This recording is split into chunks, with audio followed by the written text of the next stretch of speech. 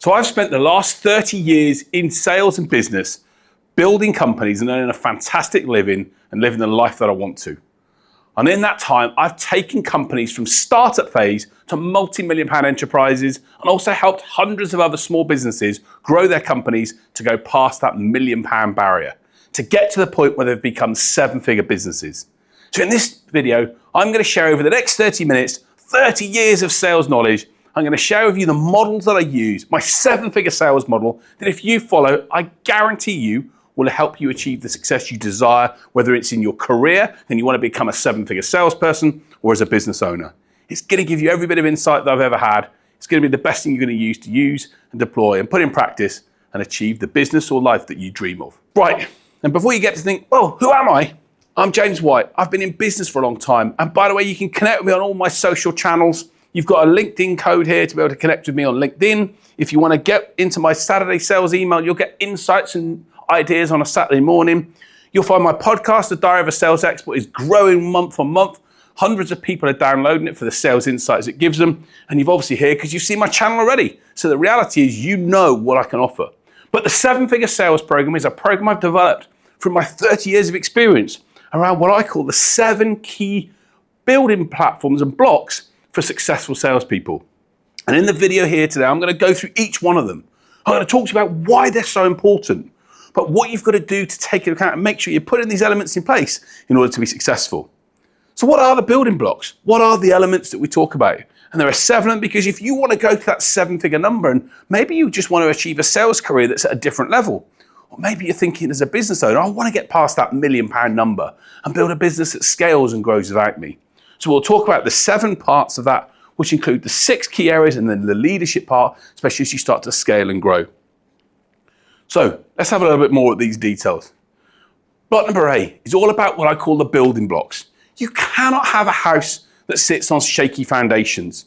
If you want to build and grow something, you've got to ensure you've got solid foundations on which to start. So we're going to talk about the key building blocks that you have to have in place that I know are critical within the companies that I work with. We're then going to get into this phase of thinking and understanding what's going on in the mind of the buyer. Everyone always says to me they want to get better at closing or selling, but one of the mistakes that they make is they forget that thinking and being able to understand what's going on inside the head of your buyer and understanding, having the ability to think and understand the way people do things is more critical to you than ever before. And if you can master these skills, then you'll be in a position to learn how to close effectively at the right time. We're then going to go into finding new opportunities. How do you find new business? What are the methods that you have to use? And there are only 2 to do that. But you've got to make sure that you understand what's driving the purchase process, but also then how to create that value at the top of the funnel that makes people want to attract towards you. The 4th part is all about understanding. Great salespeople and those that really understand what it takes to build businesses, understand their customer, and they go deep into asking the right questions and to be able to qualify effectively in order to make sure that they not only just get to the bottom of what's really driving the purchase process, but they become experts at being able to shape and identify who's moving what where so that they save their time effectively. And of course, then we've then got to get into the selling phase. The moment when we've understood our client, and it's then about us talking about what we can do and selling our services to be in a position where people say, yes, I want to move forward, and then get to that magic stage where we close and then get them on board as customers. So over the course of the next 25 or so minutes, I'm going to go through these areas with you. I'm going to share the key things you're going to put in place. And I'm going to give you insights that you can use to put into practice and get business and success that you want. And we're also going to give access to some other resources that we can do here that go even deeper into some of these areas. I spent my whole life now teaching this whole program so that you can achieve the success that you want. There are building blocks behind each of these areas. And the reality is behind each single block, there are some things we've got to take into account. We've got to be able to understand human behaviors. We've got to be able to understand how to close. We've got to be able to, we want to be in a position where we build belief and trust to be able to get people on board. And we've got to be in a position where we develop the skills and habits. So let's get into the content. Let's get into the stuff that's key. First one, let's get into the elements of what the building blocks that you need in place are. Firstly, building blocks. Like I say, you look at the building here, you wouldn't put out the glass and the beautiful facade of that building without having the solid steel foundations underneath. And sales is no different. Your building blocks are basically who you are. It's your core essence. It's the things that make you what you do and how you do it. And if you have shaky foundations, the chances are the building's going to fall down. Or when things get tough, it's going to be harder. So what are the 4 key things that I believe are critical as building blocks for you to build a 7-figure business or successful career? So point number 1 is this. I believe you have to be able to understand and start with the vision and have a clear why of what it is you want to achieve. When I've talked to business owners that have sold their companies, they've been really clear that the vision that they had was instrumental in helping them build and achieve success. Why? Because it drove people. It made people want to work for them. It made customers want to buy from them. The vision that they had was critical to that factor. And the reality is, if you've not got a clear vision of what it is your business wants to do, when the going gets tough, it's going to be easier to walk away than lean in and get the job done. So vision is critical, and I spend time going through people how the vision is something they've got to build that excites and maybe even scares you. But I also talk about the why. The why was, Mark O'Keefe, when I met him at the Innovation Beehive, used to use this great phrase that I loved, which was called, what is your duvet, Chuck? What's your reason to get out of bed in the morning? What's your why? And you have to have both a why as a business person, but also as a salesperson. What's driving you? What's motivating you? I know one of my team recently has just literally taken on an activity that was so intense for him that he couldn't believe that he was going to do it. He didn't think he would do it, but his why was there. He had a goal, he had something in mind, and he made it happen. And I'm proud of him for doing it, and I encourage you to have that same why, drive, the reason you're going to make something happen. It's so critical for us, and if you don't know what your why is, then spend some time finding that out. Have a chance to have a think about what really matters to you, what's driving you, why something matters. It's going to be a critical thing, and these are the building blocks, especially when we go through those tough times where we can come back to and say, no, I'm doing this for my family, or I'm doing this because someone told me I couldn't do this, or couldn't do this, or I'm doing this because of X reason. If they're strong, if they're core, they're like the roots of a tree that's swaying in the wind. You won't be broken. So look, that's the key thing around the vision and why. The second thing, however, is about what it is that you offer. And so many businesses, unfortunately, the building blocks of what they offer just don't have any core values in some cases. What I call the unique selling point, the reason why the buyer is going to buy from you. And unfortunately, if your USP is you're the same as everyone else, then the reality is it's hard to be able to build business and to scale. If you don't have that differentiation that makes people think, yeah, this person's got real talent and capability and I like what they do, but if you're just the same as everyone else, then it's hard to stand out. So one of the critical things that I encourage you to do is to look at your offering and your USP. What is it that you do differently? And I use a phrase with a lot of the businesses that I work with about solving a specific problem for a specific audience. What are the group of people that you can make a difference to? How do you bring that together? And if you don't get this part right, it's a building block. All the other things you try and do about sales and closing and understanding the customer is difficult if you're selling something that no one really cares about or no one really wants to buy. So we've got to get our USP and offering in place. It's critical. And if you don't have that, spend some time, maybe put it in the comments section below, read out and say to me, James, I'm not sure about my offering. I'm not sure if it's got the USP that it's needed. I offer a free 30-minute consultation with my team and we'll go through that with you. No obligation, just to help you make sure that you know whether the offering you've got can be distinguishable in the market. Point number 3 are plans and systems. And plans to me are everything. I'm getting on a flight this evening and I've got a plan to be able to get to the airport and then know I'm going to get on the plane at a certain time. I'm going to get to the destination and get to the end point we're at afterwards. I wouldn't just get on the plane and think, oh, where am I going? I've got a clear plan of what I'm doing and how I'm going to make it happen. And the same thing has to happen in your business. There's that great saying, if you fail to plan, then you plan to fail. And if you don't have a plan, and most businesses don't quite know how they're going to get there. It's a bit luck, it's a bit judgment. Whereas actually, if you've got a clear plan, you know what you're doing, then it can start to shape your day-to-day activities, month to month, week to week, and it can help you get what you want in place. But the reality is we also need the right systems in place to support that. And systems might be the processes that we have, the ways in which we operate day to day. So many people think a sales process is boring. And of course, yeah, it's not the most exciting part of selling, but it's critical to know how we move a prospect from this stage to this stage to this stage to this stage. And how do we measure who's doing what at each point? So if you can put those elements in place and understand the journey someone's going to go on, and then start to use the right systems to record information and details behind it, it's going to help you hugely. And then the final point when it comes to the building blocks, around what I call the skills and the habits. Great salespeople and business professionals know that they have to be able to develop their skills. They have to be able to learn on a regular basis new ways of doing things, especially in this AI world that we now live in, where so many things are done automatically. If we're not staying ahead of the curve, if we're not staying ahead of the game and updating our skills regularly, the chances are we're going to fall behind. But the habits are really also critical. You can have the greatest ideas, you can be motivated to do things, you can motivate yourself to be, I want to be a 7-figure business owner, but if you don't have the daily habits to put into place, the practice for out prospecting and for engaging and learning and developing, all those things that make us who we are, then you're going to fail. So these building blocks to me are critical. They're the pivotal underpinning factors that we need. And if you can develop great skills by learning consistently, but also build those habits to build consistency, then you're going to be in a far better position to grow and develop. Success doesn't happen straight away. It takes time. 145 days ago, when I was down with my team in South Africa, I basically said to the guys, I said, I'm going to do press-ups per day. 145 days later, even though I didn't feel like doing it, I've just started to do it. And do you know what? I've started to see my arms are bigger and my chest bigger. The reality is because I've built good habits. And now, not a day goes by when I think, I've got to do them. It's built into me. It's ingrained in my world.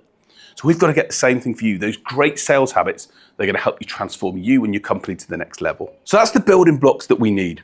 But the key thing about sales for me, and this is the bit that most people don't understand, is that sales isn't about us. It's about the people, the buyers, and the prospects that we engage with. And we've got to be able to build the knowledge and the insights to start understanding and thinking like them. So what are the core 4 building blocks around thinking? The first thing for me is about understanding human behavior. Do you really understand why people buy? What drives them to do things?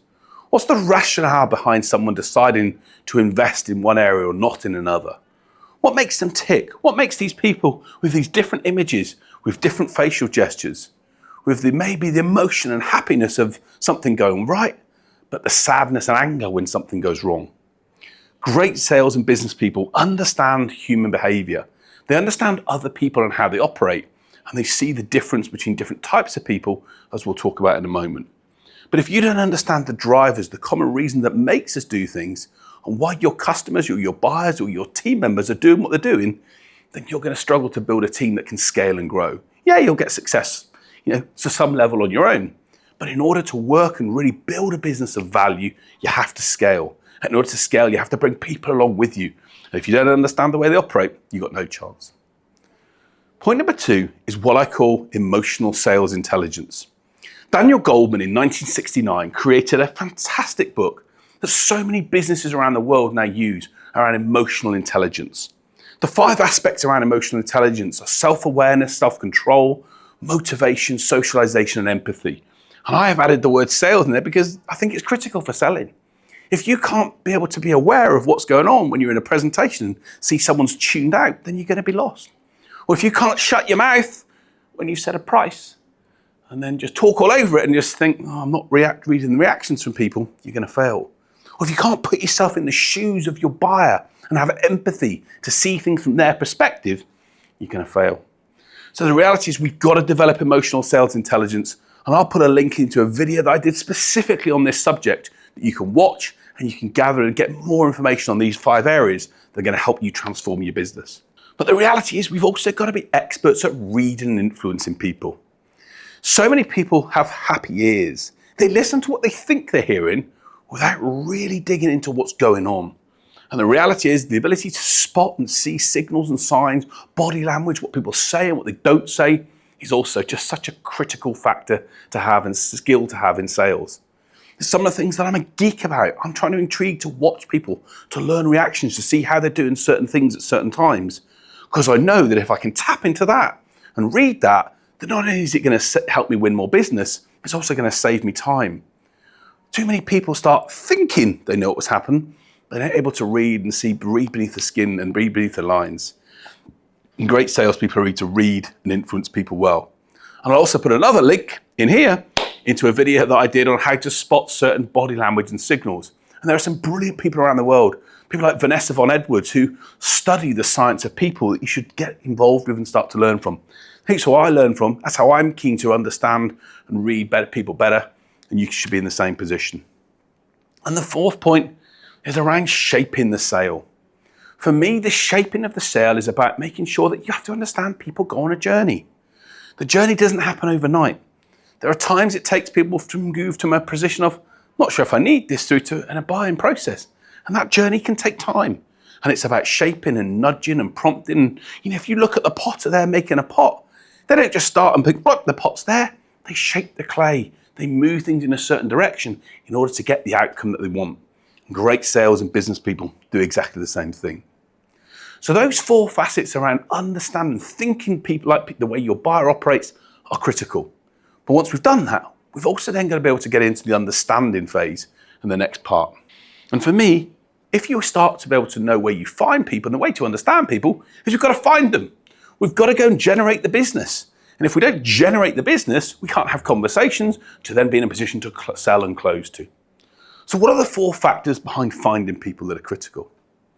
Point number 1 is this, and I made it a core part of my 7-figure model because I think it is the most important thing within sales. If you don't know the problems or desires, and there are only 2 reasons why anyone buys anything. If you don't know the problems and desires of the audience that you have, then you are going to struggle to sell anything to anyone. There are only 2 reasons why people buy. You'll notice the word need isn't on here because people don't need to eat a cookie. They don't need to develop implement a new piece of software. They don't need to go on a worldwide trip around the world. They either have a desire, a want, or they've got a problem where they've got to make it happen. And most of the time when we focus, especially in business, on the problems of our audience and get really clever, get a PhD in their issues, and get so in depth with what's going on inside their brain that we think like them, then magic starts to happen. So if we understand the problems and desires, what we've then got to be able to then do is create some value in the mind of the buyer. The moment is, yes, you can talk to someone that's got a problem and say, hey, do you want to buy my product or service? But the reality is people are skeptical. People put their backs up to salespeople. Therefore, it's natural for them to say, hey, I'm not sure about this. And do you know what? When someone's pushy and tries to sell too soon to you, you feel a bit behind it. So what's the way to solve that? By creating content and value. When you share ideas, when you share insights, when you share things that make the other person go, wow, I didn't know that. And that's really helpful. That's really insightful. It creates a perception in their mind of you and your company that makes them, wow, these guys are worth talking to. So when we do talk to them, when we do engage with them, the more inclined to have a conversation. And creating great content that shares what you do also should live in line with your vision that you have. I've got a vision and a mission to help business owners all around the world become financially free and less anxiety, because when they sell more, they have more money coming into their business bank accounts, and that enables them to lead better lives with their loved ones. So I'm going to keep sharing content until I'm in a box. Until I'm under the ground or in the furnace, I'm going to keep sharing content and value because I care about my audience achieving success. That's what drives me. And now I want to create more value so I can help people. But guess what? People still buy my services. I'm busier than ever because people buy the implementation. They buy the service. They buy what you're offering. They want it firsthand. They don't just want to see it out there in the internet. They want to be able to see that you can then deliver and help them make it happen. And people are prepared to pay for that. But we want to create that content and value so that when it comes to the next 2 parts of our process to go and find people, we've got something to offer, something to be different, rather than just picking up the phone or dropping an email saying, do you want to buy my stuff? So the third point around this, and I always say to people, there are only 2 ways to find new business. The first way is to go and find them, to outbound prospect, to get out on a trail, to get out there. If leads don't come to you, as we'll talk about in the next point, you've got to go and find them. And if you've got a plan to grow, are you just going to hope that business is going to come in, or are you going to take action? I've made it my work over the course of the last few years to help companies build an outbound prospecting plan that works, that gets results, that helps them find new opportunities that can open up doors. And this part of selling is tough, trust me. This is one of the toughest things to do. But if you do it well, if you do it with human elements, and you focus on the problems and desires of your audience, and you start to think like them, it can be done and it gets results. Outbound prospecting is so powerful. It's the bit you can do today. You can wait for people to come to you, but you can take action. If your boat doesn't come in, you got to swim out to it. And this is how you do it. And I've provided lots of different videos and materials to help companies build blueprints to be uber successful in this space. And it's what I'm doing in my own businesses to generate results. But the other way in which you've got to do it is to get them to come to you. And the great balance would be to generate new lots of inbound opportunities. I have people that download my guides, my resources. You can download guides in the YouTube summary below that are completely free. And you can get it added if you want it into my database for my Saturday email, so I can help you achieve the results you want. And great companies are able to go and find business, but also generate new opportunities in. And these models to generate things through great lead magnets and campaigns that generate new leads, and they be to scale and grow. So look, when we find customers, it's critical we find them, and we've got to find them. We can't do business with faint air. We've got to go and find people and engage with them. And when we do, we've then got to understand how they operate. And that's the bit as we come into point 4, which is the bit that I think is probably the most underrated part of selling, but yet the most crucial.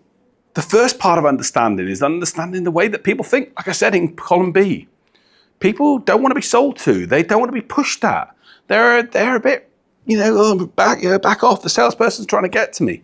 So we've got to use our emotional intelligence and our ability to build rapport to break down those barriers.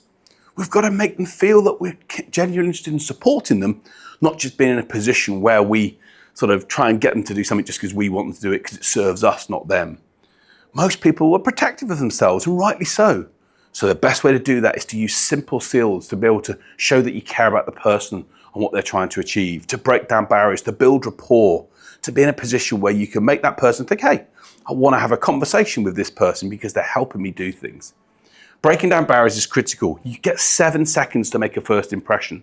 If your first meeting goes badly, you're not going to get many other opportunities. So being able to develop the emotional, softer skills to be able to bring people with you is critical. The second point around being able to understand people is this. And if there's one area of this whole video that I think is probably, and when I'm asked the question as to what are the most critical skills in sales, I always say to people, it's asking great questions. Being able to learn to be able to ask the right question at the right time in the right way will make you a sales superstar, no doubt about it. It's just the most important thing you can do to be able to find out what's going on. And if we want to really understand and get into the mind of the person we're talking to, the only way we do that is to ask great questions that enable them to open up to us and share what they're thinking. And whether that's the CEO of a company or the cleaner of a company, it doesn't matter. When we start to ask questions about what's driving them and their thought process, things start to happen. But look, the key thing we've also got to remember is that, as I said it when that shaping the sale, not everyone's going to make a decision straight away. On average, it can take maybe 5 to, I think the stats show that it's maybe sales, that 80% of sales are done on the 5th to the 12th interaction. And even Google did a piece of work a number of years ago called 0 Moments of Truth that said it took 7 hours of content across 11 interactions, across 4 media to be able to get people to feel trust you, they can want to buy from you. So accept that the plant doesn't grow overnight. You've got to nurture it, you've got to nudge it, you've got to prompt it, you've got to share value and insights that continue to build trust in the mind of the other person to make them want to engage with you. And when we start to nurture and we start to see the plants grow, then it gives us the opportunity to pull them out of the ground and eat the produce. And that's what happens when we start to develop great relationships and nurture people, when things come to us. And then the fourth part of this is about making sure we match the solution. Good companies with good USPs and good plans and systems know who they're perfect for and who they're not perfect for. They also understand that in order to be able to save their time and their energy and their emotions, what they need to do is to match the buyer to their solution and vice versa. And if someone's not a fit, that's okay. The reality is, I always say to people, very few people want BMW customers, bitches, moaners and whiners. And if you get bitches, moaners and whiners in your business, it's going to hurt, it's going to create challenges, and it's going to make other people feel it's an issue for you. Whereas good companies are able to say, no, we're able to deliver for this person because they're looking for X, Y, and Z. And the people that are able to say, hey, we're going to walk away from that because we don't want to create a problem or we don't think we're best placed, are going to be in a far better position to do things. So look, these are the key elements around understanding and what we need to do to understand people and the way in which it operates. When we understand people, it's the most important part of any high value sale. 70% of selling is done in the understanding phase. And if you get that right, you're in good shape. We're now getting to the point that everyone loves and is the most important part. People think, I'm getting to think when I'm going to sell. I can start to sell my goods. It's all about me now. Of course, yeah, you want to sell. Of course, if you don't get sales in place, you can't get the money in and start to do the things you want to do. But selling only happens when we've done these other elements first. So what are the core parts of selling? To me, when you've built an understanding of a customer and a prospect, and really understood what's driving them and the thought process going through their mind, and you've been able to see that you're a good match for what they do. The phrase that I talk about is about summarizing and bridging. Most prospects want things to be successful, but they have their doubts, they have their worries, they have their concerns as to whether it can happen for them. And our job as sales is to be able to show them that they're at this side of the bridge, how we can bring them over to the other. And we do that by summarizing, by talking and saying we understand and we've listened to what's going on, and by asking them, hey, where do you want to go next? What do you want to do? What do you want to achieve? And if you've got a prospect that's got a problem or desire and you've understood and they think you've built a relationship and they feel you can help them, they will want to move to that side. They'll want to know what happens next. And that's where we can start to get into the sales process. And again, that comes a time where we've then got to talk to people and present. We've got to share our story. We've got to pitch maybe at that point in time and start to showcase what it is we do and how we do it. It's part of the process when we have to describe the how. How do we bring to life the problem? How do we solve the problem for them that they've got or the issue that they want to achieve? How do we make it happen? And that's when we've got to then go and present and show what we do. But we have to do that in a way that doesn't send them to sleep. We have to do that in a way that makes them think, wow, this is great. By having the self-awareness, remember that ESI, be able to know what they're interested in. Great sales and business people don't just pitch at people non-stop. They start to understand what's driving the process and understanding what's making things happen. But they also deal with this big subject of money. Money, what's it going to cost? What's the investment take? What's it look like? What are the pounds, the dollars, the Medivas required to go and make the deal happen? The reality is if you're not comfortable at handling this, you're going to fail. Most people know when they get to a proposal or a set of information, they look at the price. And if you haven't handled that earlier in the process, you're cooked. So if we get these elements right, we can be in a great position to then be in a position to build that belief and trust. Belief is all around making people think, yeah, this is doable. They will make my dream happen. They can get it right. They'll deliver for me. And the trust part then is about saying, here's who they've done it for before. I can relate to this person, to this person, this person.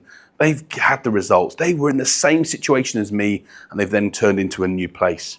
When we build that belief and trust, we're in a position where we can achieve incredible stuff. So, selling is easy. The final bits then come into what I would call the proposals and tenders.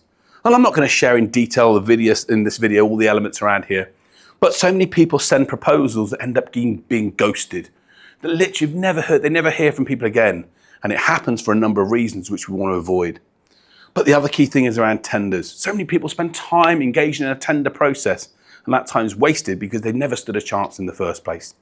So in my models, I talk about how you can do the right things, how you can make sure you're shaping the tender rather than just replying to it, or asking about who the decision makers are, or making sure that you understand what the criteria is for the tender decision to be made, or who's the connections at what point, who's making the decisions. Those are the key things that we've got to take into account when we put tenders together, and we've got to make sure our proposals talk to the issues that people have got. So this bit of selling is the bit that comes it all together, but the reality is then, we've then got to go and make the closing happen. It's the bit of sales that's the great bit. It's where the money hits the account. It's where you're jumping in the water and you feel how cold it is. It's the moment that things get good. But if we don't close effectively, we're going to fail. And the reality is we're going to get objections and reactions, especially when people get those proposals, that information. If you've been clever enough and understood and asked the right questions, you'll have solved these problems before you get to that point. But if you haven't, then these can absolutely be a hurdle and maybe even a barrier you can't overcome. But great sales and business people know how to handle the objections. They know how to get inside the mind again of the person they're talking to and deal with the reactions of, oh, I'm not sure about that, and I need to think about that, and it's a bit more than I thought, and all those other issues that happen. And I'm going to put, again, a couple of links to videos on objections and how you can handle objections in the right way. But if you do this, wow, you're going to be able to overcome the challenges and put the ball back in the court of the buyer to hopefully get them to say yes and move forward. The key thing then is getting them to say yes. People talk about closing as being something you can miraculously create, or it's something you can tell people to do from the off.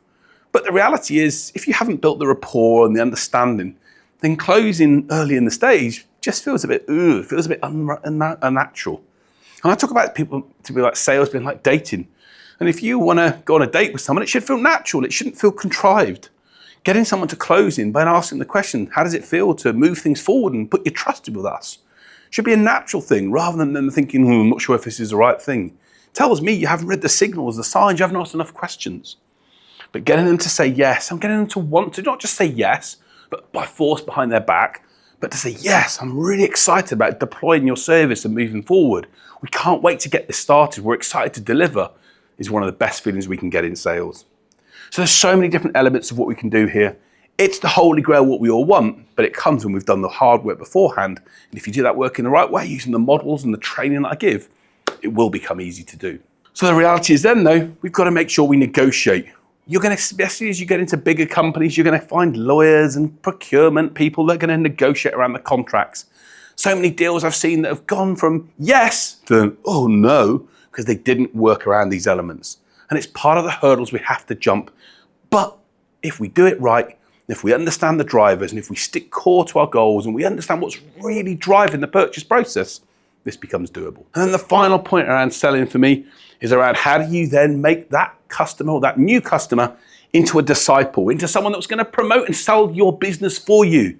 They're going to love what you do because you onboard them so successfully, you deliver on the promises you make, and they suddenly become this referral where leads are coming in because other people are saying, I worked with him or she, and she was fantastic. I want to do more business with that person.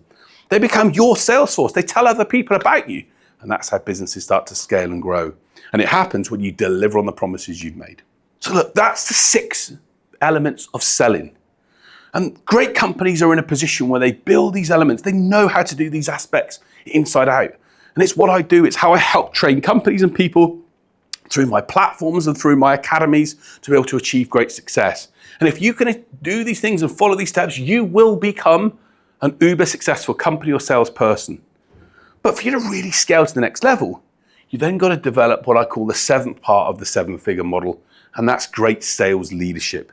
And leadership is, to me, in sales about 4 things. If you can develop great leaders and you develop an engine and develop a model that enables to sell your business to sell for you while you're not there, that's when things start to get to a different level. So what are the 4 points around sales leadership? For me, it starts with the ability to hire and onboard great people. Can you bring people into your business that match the values that you have, who are able to work alongside what you do, where you can onboard them and bring them in and show them how it's done? How did you get results? How did you get success? And making sure that you're hiring the right people by finding people that are a good fit for your culture and business. And when you onboard people successfully and then you find the right people that match your values, you're able to then give them a framework and a blueprint to follow to deliver the results that you want. But what we've also got to do is understand that when you want to take people on that journey, they're not going to get there straight away. The mistake that so many people make, sadly, is that they expect the people they bring in to just miraculously get there without them even giving them the mentoring and support needed to get results. They're not going to know your company, your ways of doing things straight away. They're going to take some time. Putting that time aside and showing leadership to support them and mentor them and guide them, to support them on calls and to work with them will help you get those elements in place. And if you do that, if you then put in place the right metrics and compensation so that they can know what they've got to do to get results and be rewarded really well for that on an unlimited basis, you're going to make your company, your business and your team something that people want to join. They're going to want to be part of it because the opportunities are there. And metrics and compensation are critical to ensuring that we stay whether we're on the path to achieve what we want. And then the final part for me around sales leadership is making sure we've got this culture of success. I'm down in my business is in South Africa where I focus on the culture more than anything else. I want to build a team of people that are hungry, that are determined, that know they've got to put the effort in to get great results. And when we do that, and when we build that culture, which rising tides lift all boats, where everyone's committed to making it happen, incredible things take place. So that's it. That's my 30 years of sales experience in a 30-minute period. Maybe a little bit longer, but hey, I hope it was worth it. I've talked about the model that I use within the companies that I work with, the building blocks, the thinking elements, thinking like our buyers, the ability to find new customers and then understand them before we then sell and close. And this model is what I've used. It's my years of experience. I've put everything into it, and it's what I'm going to be using to help companies all over the world achieve the sales success they want. I want that for you. I want you to be successful. I want you to achieve the goals and businesses of your dreams. And if you follow this model and you want more advice, reach out, watch some more videos. If you want help, support, reach out and contact me. Let me and one of my teams support you to get you where you want to get to. But the resources that I create, everything that I do is about trying to help you achieve the 7-figure success that you want. And as you put these things in place, I know you'll get the results you want. Thank you for watching. I hope you've enjoyed the model. We've tried to give it in a different way. We've tried to share it in a way that enables you to see the value it can bring. And if you're looking and thinking, hey, I want to get more, I want to know more about the 7-figure model, reach out, drop the comment section below, contact me individually, reach out to me on one of my social channels, reach out to me and my team, and we'll help you build a 7-figure business or company, professional career that can achieve incredible things. The 7-figure model is the way you're going to do it. It's the model to achieve success when you're building the foundations, when you think like the buyer, when you go and get new business on board and then understand and sell to them, you can close, be successful, and have a great life. Thank you so much for watching the video. I hope you've enjoyed it. If you have, share the model with other people. Let's get so many people around the world knowing how to use this model in the right way. If you need further help, reach out to me and my team. We'll love to support you and help you get where you want to as a business owner and achieve the success that you deserve. If you have enjoyed the video, please like and subscribe to the channel. Share it with other people. Let's get business owners and sales professionals everywhere get into 7 figures and beyond through consistent sales success. Thanks for watching. I'll see you next week.